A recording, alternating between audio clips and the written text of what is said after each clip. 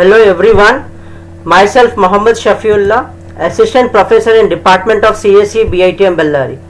Welcome back to this course on C Programming for Problem Solving. In this session I am going to explain you about recursion in C language. So recursion is a repetitive process wherein a function is going to call itself. So basically recursion is a process in which a function will call itself. A recursive function is defined as that function which is going to call itself to solve a smaller version of its task until a final call is made which does not require a call to itself. So what is this? We are going to say it now. So a classic example to recursion is a factorial of a number. So how can we write a recursive function definition to find factorial of a number is fact of n equals to 1. That is, it will be 1 when the value of n is 0, and it will be n into fact of n minus 1 when the value of n is greater than 0. So fact of n is again calling fact of n. So this technique wherein a function calls itself is called as a recursion. So what is recursion? Basically it is a repetitive process. Every problem that can be solved using iteration can also be solved using recursion. Only thing is iteration techniques requires looping concept, whereas recursion technique is wherein a function is going to call itself. So what is the function definition? Recursive function definition: fact of n is 1 when the value of n is 0, and n into fact of n minus 1 when the value of n is greater than 0. So factorial of 3, how can we find it recursively? What is fact of 3? Whether the value of n is 0? No. If the value of n is 0, it should be 1. It is greater than 0, right? So fact of 3 will be n into fact of n minus 1. N into fact of n minus 1. So it will be 3 into fact of 2. So what is fact of 2? See, function fact is calling itself, right? So what is fact of 2? Fact of 2, whether n is 2, n is 0, no, it is greater than 0. So it will be 2 into fact of 1. So again there is a call. What is fact of 1? 1 into fact of 0. So now what is the value of n here? Fact of 0, n value is 0. If it is 0, it is 1, right? So now fact of 0 is how much? 1. Now try to substitute the values, you will get the final result. Fact of 0 is 1, so substitute in fact of 0. Fact of 1 equals to 1 into fact of 0 is 1. So I get fact of 1, the value as 1.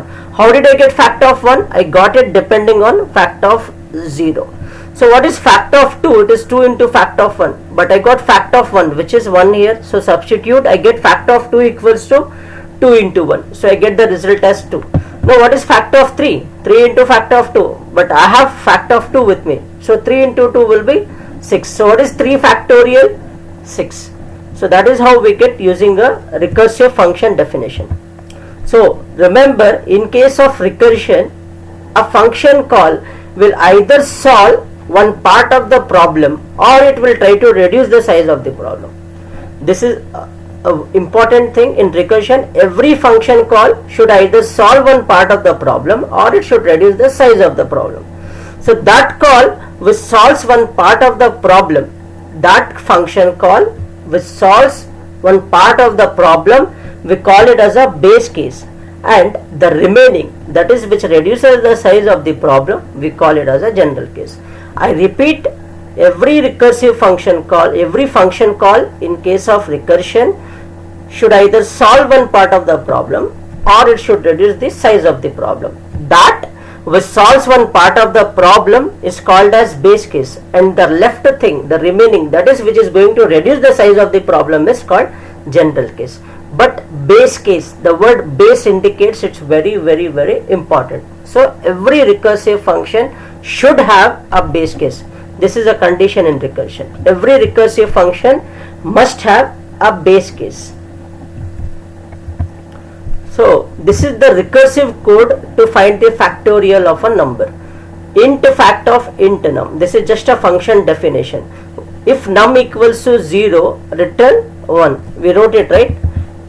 If num equals to 0, rather than writing n, we writing it as num. If num equals to 0, return 1. Else What do you mean by else? That is if the value of num is not 0. If it is something else than 0, return num into fact of num minus 1. If num equals to 0, return 1, else return num into fact of num minus 1. So each call either solves one part of the problem or reduces the size of the problem. So that which solves one part of the problem is called as a base case, right? So is it not telling that if the value of num is 0, just return 1? If the value of num is 0, return 1. Otherwise, return num into fact of num minus 1. So what is this? See here, fact of 3. Each call will either reduce the size of the problem or solve one part of the problem. So what was fact of 3? Fine, it is reducing from fact of 3, it is reduced to fact of 2. What is fact of 2? It is reducing to fact of 1. What is fact of 1? It is reducing to fact of 0. But fact of 0 is not reducing, it is solving one part of the problem. It says that when the value of n is 0, return 1. So this is our base case and the remaining is the general case. That is the beauty of recursion. Each call either should solve one part of the problem or it should reduce the size of the problem. So how do we design a recursive function? First, understand which is your base case, then determine your base case. Then determine your general case. First step is determining the base case, second step is determining the general case, and the third case is to combine your base case and general case to form a recursive function. So this is what happens in recursion. So I have a program here, program to calculate factorial of a number using recursion. So this program will calculate factorial of a number using recursion. So this is my function declaration, int fact of int num. So here is my input, enter any integer, ampersand n. This is a function call. So the control should transfer from calling function to called function. So the same recursive code I have written here. If num equals to 0, return 1. This is my base case and this is my general case. So then finally we say factorial of %d is %d. Let me run this code. So same program. If I run here,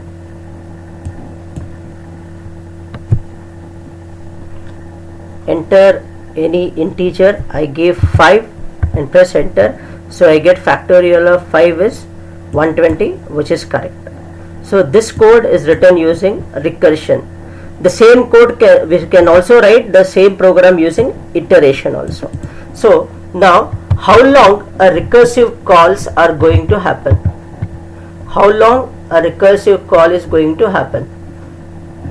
So this is the answer to that question is a recursive function is defined as a function that calls itself to solve a smaller version of its task until a final call is made which does not require a call to itself. So how long recursive calls will be done? A stage will come wherein you realize that further there is no need to call the function. So how long you call? Until you realize that no further recursive calls are to be done. In simpler words, how long recursively a function is going to call? Until your base case is reached. Until your base case. Look at this, how long you called the function back. See, you are calling factor of 3 is calling fact again. Here also there is a fact, there is a function call. But here the function is not going to call it recursively. Why? Because we have reached the base case. So how long recursive calls are done in a program? Until your base case is reached. Once your base case is reached, no more recursive calls are done, the function is going to return. Fine. So that's it for this session. Please like and subscribe to my videos for further notifications. If you have any doubts, please do comment in the documentation section. Please do comment in the comment section. Thank you.